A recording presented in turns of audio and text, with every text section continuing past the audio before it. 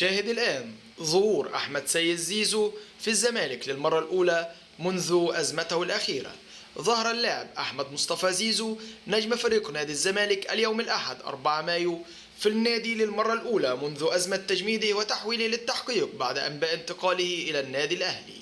وكان نادي الزمالك قد قرر منذ فترة تجميد زيزو وتحويله للتحقيق بعد انتشار أنباء توقيعه للنادي الأهلي لينضم له خلال فترة الانتقالات الصيفية المقبلة في صفقة انتقال حر.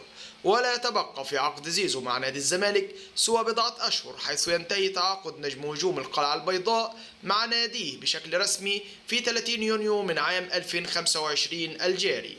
وانتشر فيديو لزيزو خلال دخوله مقر نادي الزمالك من أجل الخضوع للتحقيق بشأن أزمته الأخيرة وحقيقة توقيعه للنادي الأهلي، وسيتواجد في المران بعد ذلك.